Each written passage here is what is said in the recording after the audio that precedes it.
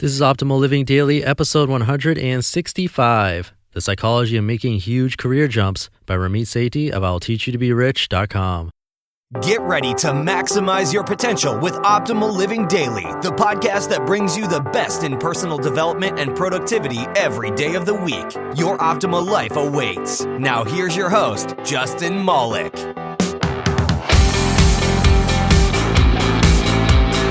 Hello, and welcome to the Optimal Living Daily podcast. This is where I find amazing authors, ask them for permission, and then read their content to you so that you don't have to sit in front of a screen and read it yourself. Think of it like an audio blog or a blogcast. And I'm Justin Malik, your own personal narrator. I'm back with a post from Ramit Sethi. It's been a while because his blog is mostly about finance, and I tend to save those posts for our financial spin-off podcast, Optimal Finance Daily. If you haven't subscribed to that podcast yet, please do. It's very similar to this one and reads from the same authors, but the topic always involves money. And that's all I have for today, so let's jump right in and start optimizing your life. The Psychology of Making Huge Career Jumps by Ramit Sethi of I'llTeachYouToBeRich.com. Some observations on making huge career jumps, your friends, and your own psychology. It's easy to go through your career taking the same paths others did before you, but small, simple tweaks can make a huge difference in your lifetime. One of my readers, Alexander, writes, quote, "I'm reviewing NIH grant proposals right now, and seeing your tweets made me think of something that might interest you. Doing the quote-unquote expected career progression instead of the one that makes sense. Typically, biologists who want to do research as a career go to grad school, $22,000 annual stipend, I did this part and learned a tremendous amount, for 5 or 6 years, and then do a postdoctoral fellowship, $40,000 salary, ridiculously low wages for someone who is now a subject matter expert in their research area, for up to 6 more years before becoming assistant professors, $65,000 to $70,000 or so starting. I skipped that postdoc stage, and I'm currently a 33-year-old senior scientist with my own research grants, etc. The normal age for that career point is about 42. Although there's certainly the usual mix of luck and me maximizing my exposure to luck in my having leapfrogged that whole postdoc phase, the thing that I find really jarring is this. When I talk to friends and acquaintances who are going through grad school now, they frequently don't even want to entertain the possibility of making this kind of quote-unquote jump themselves. I've tried to pitch them on it and been told it doesn't work that way. When I offer myself as proof, I'm told, well, you're a special case. I thought that might interest you, given your appreciation for the psychology of success. I've personally found it a little tiring, although I have realized that the set of peers I chose to spend time with in grad school match my outlook, which makes sense. I picked positive, productive friends who are now doing quite well in positions at consulting firms and major biotech companies. Still, I find it odd that people don't like the idea of jumping ahead if it's demonstrably possible, unquote. Few things I've noticed. Number one, I used to hear friends complain about money, and I would rush to tell them what to do. Even when I knew the objective, quote-unquote, right answer, they never, ever listened to me. Instead, their eyes glazed over, and they ignored me. Eventually, I started resenting them for not listening, which is a ridiculous reaction on my part. After 1.5 years of this, I decided to implement what I called the honeypot strategy, where I let the right people come to me via this blog. It has been a miraculous change. People are smart. Only the right people come, and the wrong people realize this site isn't for them and leave. That's why I don't mind when people say they're unsubscribing from this site.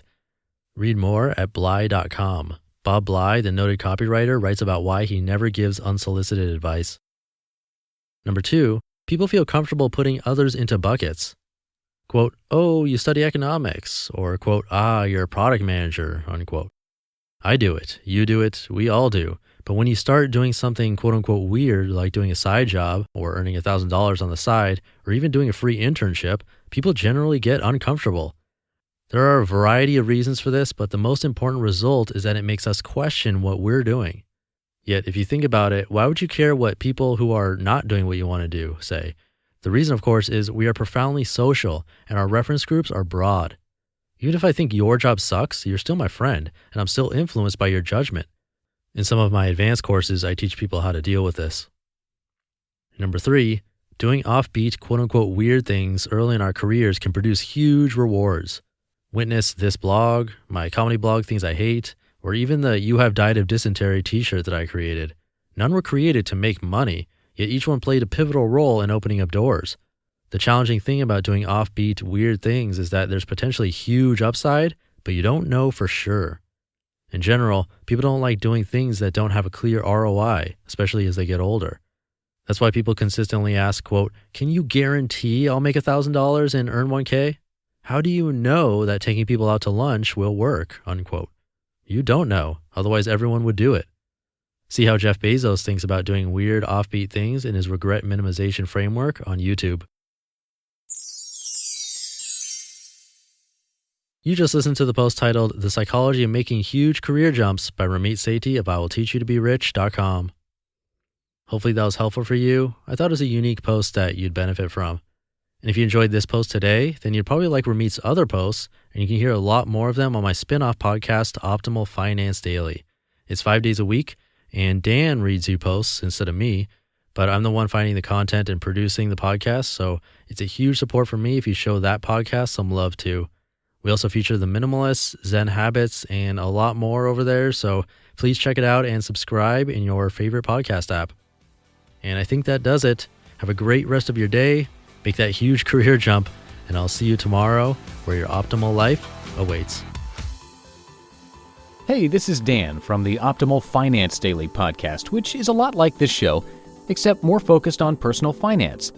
Justin handpicks the best posts he can find from blogs and authors like Ramit Sethi, Mr. Money Mustache, and more, and I read them to you 5 days a week. So if you enjoy this podcast, come on over and subscribe to Optimal Finance Daily too.